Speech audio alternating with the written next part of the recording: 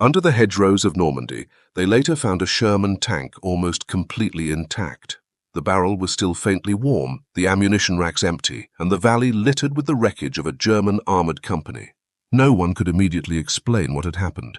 All they could see at first glance was a damp gunnery manual left open at the gunner's station, stopped on the first page of basic aiming procedures.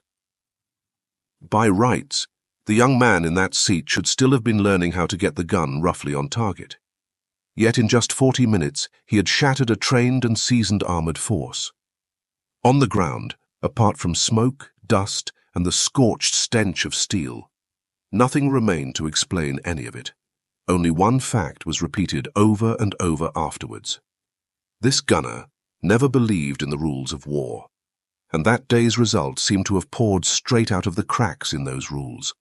Tracing backwards, his story began far from any battlefield. Will Tucker grew up in a Virginia town reshaped by industrial expansion. He realized early that war was being packaged as a moral duty while resting on deeper structures of interest. He rejected that narrative and wrote his views into the local newspaper, questioning the legitimacy of the military build-up. His words unsettled people in the community. They gradually avoided him, and the tide of public opinion pushed him toward a rougher place. When the draft lists went up on the notice board, his name was there among the lines. He understood it as the natural result of a system in motion. No personal resistance could change its direction. Training camp did not blunt his judgment. You could learn drills, you could refine skills, but he always saw regulations as an industrial procedure designed to advance the war, not a tool designed to protect soldiers' lives. He went through the schedule step by step, but never hid his distrust of the rules. His detachment and coolness made him quickly into the textbook unreliable recruit. Veterans in the unit were sure that people like him, those who refused to fuse with the system, were the ones most likely to cause trouble in combat. He did not argue. At night, he simply took apart the day's training in his head, translating each step into calculations about his own odds of survival. The landing in Normandy was not heroic. In July, the sea wind, mixed with diesel fumes, beat against the hull of the transport ship. The waves slapping the steel sides drowned out the distant gunfire. The fiercest fighting from the first days was already over, but the drive toward Saint-Lô had bogged down in harder terrain. Tank battalions had taken heavy losses. Training cycles were compressed. Less than 2 days after coming ashore, he was fed into B Company of the 747th Tank Battalion, attached to the 29th Infantry Division. That meant he would be sitting in the gunner's seat of a Sherman before he'd fully understood the manual. Inside the tank, the cramped space, the heavy smell of oil, and the heat radiating off overstressed steel bore no resemblance to the training pamphlet's diagrams. No one paid a new man much attention. On this ground, expectations for replacements were low.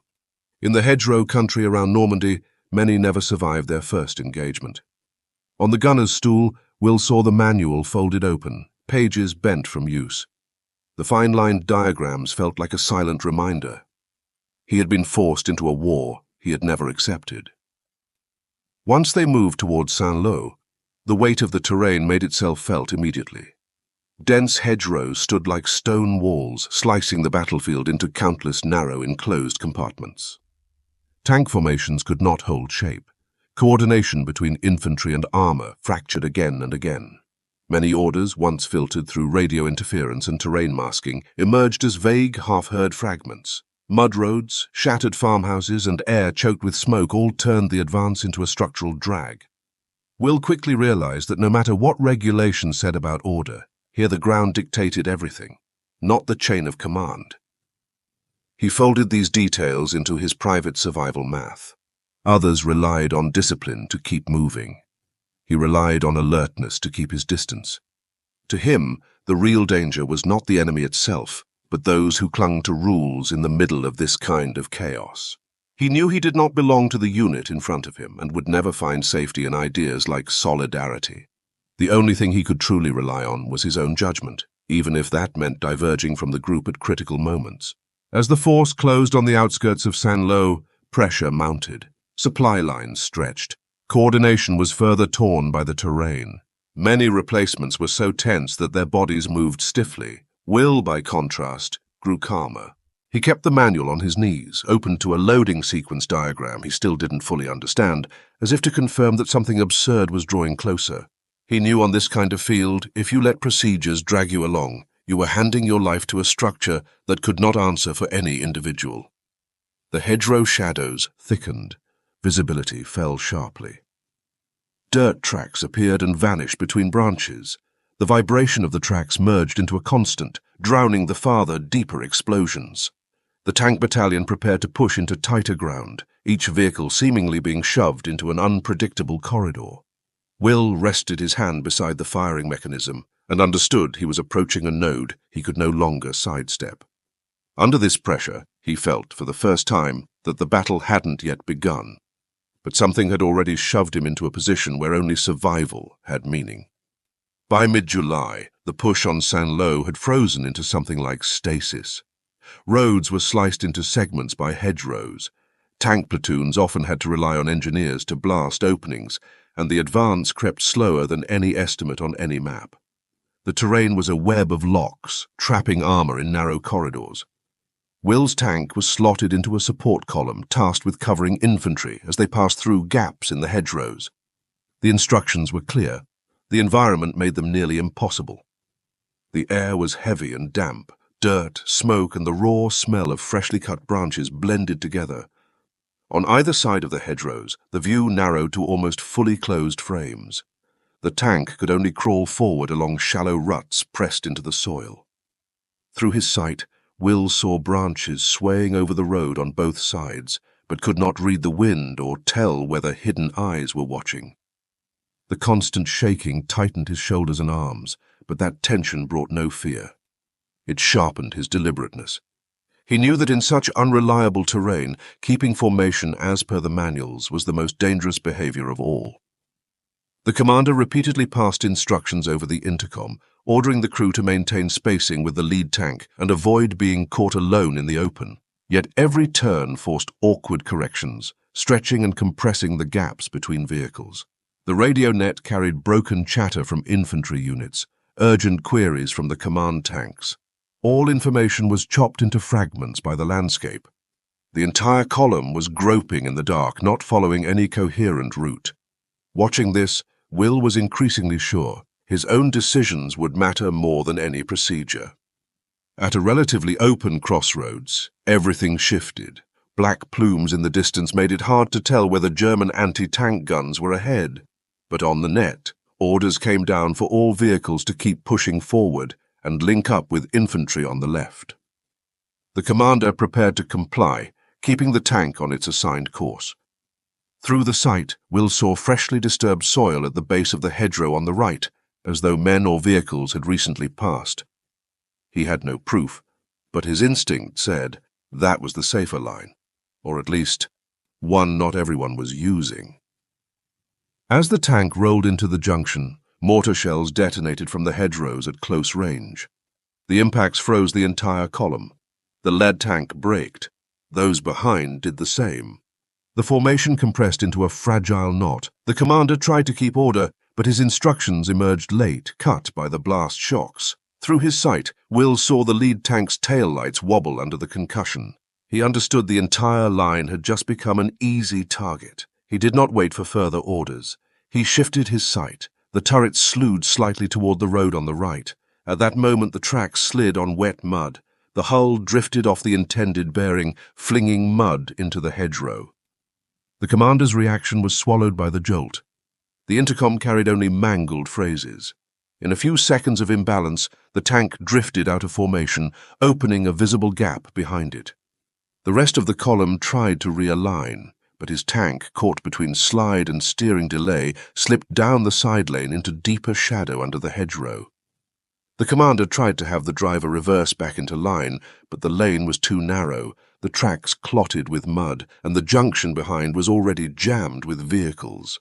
Terrain, road surface, and a heartbeat of confusion combined to create an irreversible fork. They had separated. The radio grew patchier. Hills and hedgerows turned signals into bursts and static. The driver tried to swing back, but the dense hedges left no room to traverse. The tank felt as if some unseen force were pushing it along an unplanned route, narrow, closed, the air damp and still. Will did not treat this as a failure. If anything, he felt his mind settle further. If he was no longer in the queue, he would not be destroyed in a single blow with the others. If he did not follow the standard route, his chances improved. For many, breaking away meant danger. For him, it was a chance to slip free of the process. The lane narrowed, hedgerows closing in like walls. The hull scraped softly through mud and standing water. Spray from the tracks rattled on the fenders in a regular rhythm. Apart from the engine noise and distant dull detonations, there were no sounds, no boots, no metal clink. The quiet was wrong, as if something had sealed this space. Minutes later, the view abruptly opened. Beyond the hedges lay a shallow valley sloping downward. The ground looked drier, with fewer pools of mud. A faint set of tracks ran through the center. On the right, crushed grass showed where heavy vehicles had recently passed. On the left, discarded empty shell cases and fresh oil stains marked the earth. The color of the stains was new, unwashed by rain. Will understood at once. They were in the wake of some unit's movements, and not a small one. The type of empty shell cases, the thickness of the oil, all spoke of armor. This was not a typical American supply path. It looked more like the withdrawal or regrouping route of an enemy formation. The valley was enclosed. The far end was hidden. There was no easy way to tell who might be nearby. The commander tried again over the intercom to reach the command net. Static. Broken call signs. Nothing coherent. The tank was stuck in an awkward position. No clear sense of location. No way to rejoin the main body. The driver suggested staying put. Will stared down into the valley and knew that waiting meant giving the enemy time to find them first. He began adjusting his sight. Not to fight, but simply to watch for movement. From the far end of the hollow came a low mechanical murmur. Short, uneven bursts like engines cranking. The wind carried the smell toward them, a sharp mix of diesel and unburnt fuel. Then came the irregular clank of metal on metal, as if rounds were being loaded or tracks adjusted. Taken together, the signals resolved into a pattern. This was no empty valley. A German armored element was refueling or reorganizing. More importantly, there were no signs that they knew an American tank was in view. Their posture did not match battle stations. Vehicles were parked too close. Fuel trucks stood among the tanks. A command vehicle sat too far forward, its aerial bare in the open. This was the vulnerable instant behind a front line, a moment for refit or retasking that should never have an enemy witness. It would not last. Will sat in the gunner's seat with a level, almost indifferent stillness. He did not fear the number of enemy vehicles. He did not feel any thrill at the possible outcome. He simply acknowledged with a brutal clarity, as long as he was here, he had to spend every second on survival. Combat, to him, was nothing but a last resort extension of staying alive, not an extension of strategy. Commander tried to wake up the radio again. Only warped echoes bounced back. The driver blipped the throttle. The engine growled, but the tank stayed put. Everyone grasped that the isolation was not just technical. The geography had sealed them off. They were like a stray piece of metal fallen into a crack, waiting to be found or crushed. Will rested his hand on the controls. Low in the valley, only the side skirts of the German tanks would likely be visible, and the sight picture would be tight. He checked ammunition. There were only so many AP rounds. Most of the load was HE. According to doctrine, when engaging armor, he should use AP to smash the lead vehicles, break the formation, then shift to HE to suppress supporting units. He had no intention of following that sequence. On this enclosed ground, the manual's tidy steps were just a map toward being hit in return. A revved engine broke the stillness at the far end. A Panzer IV spat grey-white exhaust from under the trees and eased forward, maybe to reposition or turn. Metal clanged behind it, a fuel truck shifting, its drums clattering in their racks. The sounds bounced off the slopes. Will saw at once what a shell would do here. Fuel and munitions were mixed together in this hollow. One hit in the right place would turn the whole refueling area into a fire pit. That thought reordered his priorities instantly. He did not reserve his first shot for a tank. He did not aim at the biggest gun. He laid the sight onto the side of the fuel truck, a vehicle the manual would barely mention in engagement priorities, because doctrine always placed enemy tanks first. Will did not care about doctrinal logic. He cared about one thing: smashing the enemy's order before they could bring their weapons to bear, so that his own odds of living increased. He did not ask permission. He fired. The first round leaving the barrel shook the valley awake. Spent fumes mixed with the smell of damp soil in the turret. Downrange, the shell struck the belly of the fuel truck. The fireball rolled up from the valley floor, instantly igniting the fuel still in the drums. Flame raced along the frame and clawed at the air, the blast wave peeling open the sky above the hollow. German soldiers in the middle of unloading never imagined the first strike would come from that angle, against that target. Heat and light swallowed them.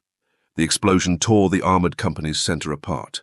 In seconds, the whole refuel point lost its cohesion. Will did not rush his second shot. Through the thickening smoke, he watched how the fire spread, how burning fuel ran downhill, wrapping ammo crates and a half-track in the blaze. Germans tried to scatter, but their vehicles had been parked too tightly to maneuver in a panic. A Panzer IV near the front began rotating its turret, looking for the attacker. Will adjusted the loader's pace. He gave no rhythm.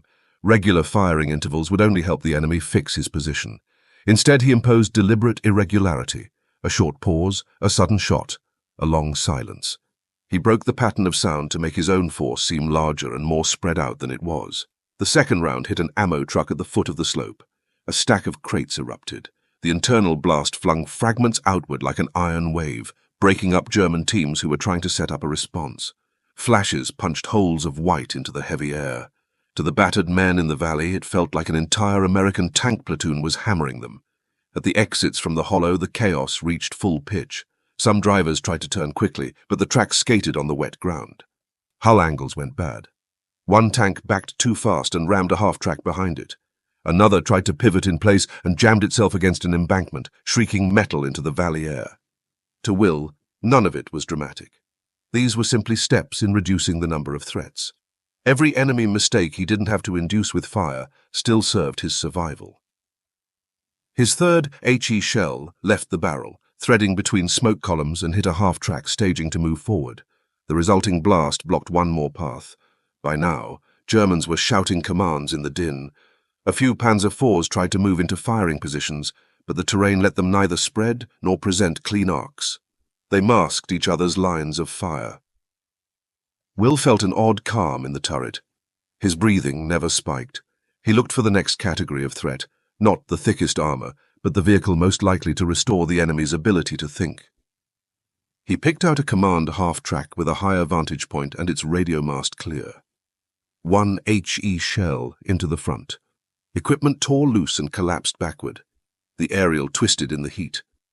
The one node that could have reported the disaster to higher headquarters vanished. Only after 10-15 seconds did German tanks get off their reply. A few guns roared toward the tree line where they guessed the Shermans must be. Explosions shredded hedgerow leaves, echoes bounced off both slopes and magnified the confusion. Will held his fire. If they hadn't hit him with the first volley, their blind barrage would mostly burn ammo and time. Time was what he needed to adjust position and timing. The driver eased the tank onto a small rise, changing their hull angle. Will moved the turret by the smallest degree necessary. His next round targeted a scout car trying to bolt for the exit. The vehicle flipped on its side, throwing up mud and smoke. That wreck choked another potential escape route, penning more armor into the cauldron. As the minutes passed, the German formation simply came apart. Fire spread from fuel trucks to other vehicles. Explosions turned the valley into a beating drum of shockwaves. Men ran, fell, or crawled through mud. Will did not focus on them. He knew they, like him, were just bodies caught inside the structures of war. In these 40 minutes, he could not let any feeling toward them redirect his choices. He cared only whether a given silhouette still had the capacity to fight. He switched increasingly to AP. Round after round punched through Panzer IV side skirts and hulls, detonating inside with muffled thuds. Commanders tried to cover each other's tanks, but sheet after sheet of flame sliced away their cover lines. Through the distortion of heat, they saw only ghosts where they thought the enemy might be. Within the Sherman, the report of his own gun layered over itself until the valley seemed to be made of sound as much as earth. He did not count shots. Somewhere past the fifth kill, the loader's movements became automatic, hands rasping against hot metal. The tank's internal temperature climbed. Breathing grew harder. Even so, Will's voice stayed flat, his instructions precise. He knocked out a tank that tried to charge straight through the valley. The hit broke its track and toppled the hull onto its side at exactly the spot where a line of vehicles might have punched an opening. That wreck became a plug, sealing one more channel. Flame now drew crude, savage patterns between the wrecks. German resistance deteriorated into individual gestures. A few men still tried to bring guns to bear. Most tried only to get away. He let those fleeing on foot leave his sight. Their presence or absence no longer affected his odds. When he finally loosed a last shell into a half-track trying to pull a crippled tank clear, the resulting fire chain cut through the last pockets of order. After that explosion, the valley's noise dropped to register. The shock was still there, but its edge was gone. A few remaining vehicles sat still, turrets frozen at odd angles. Will told the loader to stop. There was no need for more rounds to confirm anything. The hollow had reached a dead silence from which no coherent action could be rebuilt. Smoke pooled above the hedgerows, turning the light flat and grey. The Sherman's armour gleamed dully under the reflected glow of the dying fires. Inside, the crew stayed keyed up out of habit. Outside, the world had shifted from chaos into a remote, humming stillness. By the time the valley lay quiet, only 40 minutes had passed since they'd slipped into it. No grand maneuver had taken place. No cinematic gesture. No miracle shot. Just structural weakness, terrain, broken information, and a single new gunner who refused to follow the rules, making the smallest possible set of choices needed to stay alive. Will stared at the gun barrels still faintly smoking. He felt no sense of victory. It was not that he had defeated the enemy. It was that the logic of the war had come apart under its own weight, and he had happened to stand in the crack.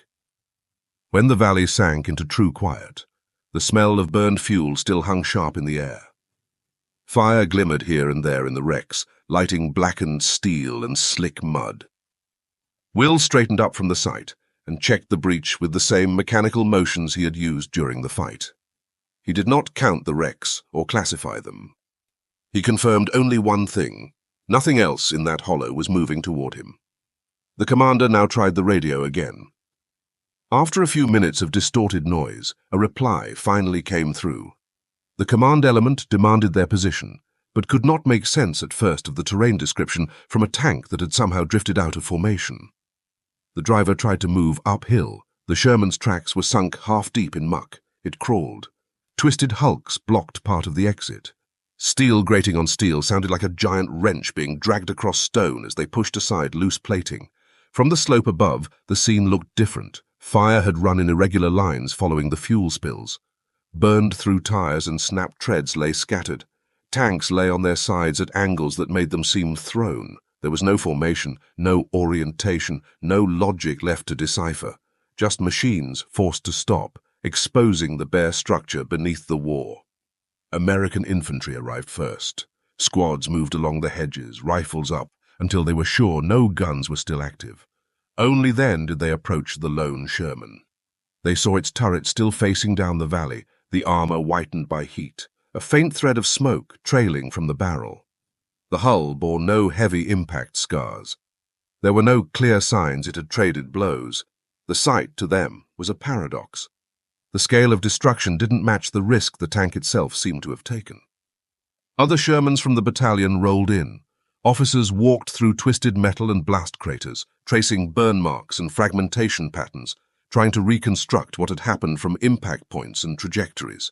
They counted wrecks, looked back at the American tank's position, and the silence around them hardened into a conclusion. Few wanted to accept, on first thought, that a single vehicle had done this. Even the timing didn't fit their expectations. Less than an hour from the moment the Sherman had gone off net to the moment help reached it. When they helped Will down from the turret, his hands still carried black flecks of propellant. The damp manual lay on the gunner's seat. The pages had warped with sweat, the book open to basic aiming procedures. He did not linger on anyone's face. He looked at the valley, then into the hedgerows beyond, as if confirming that he was, in fact, still alive. The fight had left him with no emotional aftershocks, no delayed fear, no forced relief. It had simply hardened his conviction, The underlying structure of the war was more absurd than any manual or order admitted.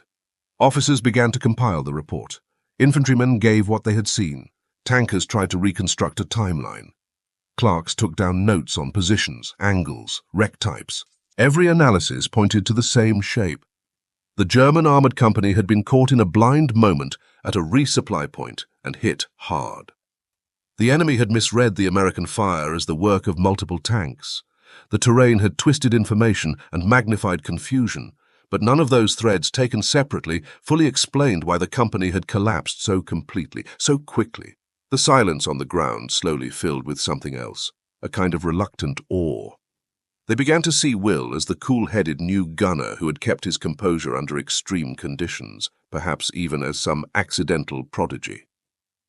Many believed this battle would spread quickly through the ranks, held up as a rare, clean success in the hedgerow fighting. Yet when officers questioned him about his reasoning in combat, his answers did not give them the story they wanted. He did not explain how he outthought the enemy. He did not emphasize any particular skill. His account was bare and exact. I saw threats. I confirmed threats.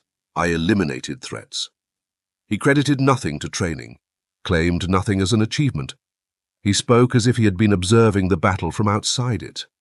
The higher command prepared a recommendation for an award, convinced his actions merited a special citation in the theater.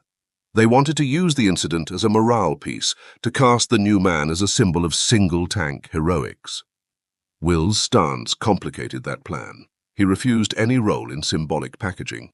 He did not want to be portrayed as a miracle case that might encourage others to take similar risks. He sat at a folding table under the canvas roof of the improvised command post for a long time, staring at the valley until the last flames died out. All that remained was blackened soil and torn tracks. He looked down at the report forms. Smudges of soot stained the margins. Everyone around him wanted to wrap meaning around those 40 minutes. The meaning he saw ran against everything they needed. In his final statement, he left one sentence that silenced the room. He said the battle had occurred not because he did something right, but because the structure of the war allowed a man who hadn't even finished reading the manual to cause such consequences. In other words, it was not a personal victory. It was evidence of the war's absurdity. The officers did not reply. They wrote the sentence into the notes, then removed it in the next round of paperwork. Wartime narratives had no use for that kind of reflection. It would weaken morale, complicate mobilization. But the sentence remained in the minds of those who had heard it, a weight they could not entirely shrug off. A few days later, Will was sent back to his original unit. He kept working the gun in the same narrow space, kept moving forward with the battalion, but his calm was now darker, steadier. He knew he would not be built into a hero. That was never the role he wanted. He also knew he had to survive and carry the structural failures of the war back home. That, he decided, was his only real mission. And those 40 minutes in the valley had made it clearer than ever. After the war, people tried all sorts of ways to retell that fight and slot it into larger narratives. No matter how the versions branched and embellished, they could not get around one fact. If an undertrained new gunner could destroy a crack-armored company in such a short time, the question that truly demanded an answer was not how he managed it, but why the war was built in such a way that such a thing could happen at all. He left the valley without looking back. The burned, twisted ground would never be his glory. It was simply a piece of evidence he had to remember. The war had shown him its nature in the bluntest way possible. He chose to live on with that knowledge. That was his only victory, walking away alive, not winning a battle that should never have happened in the first place.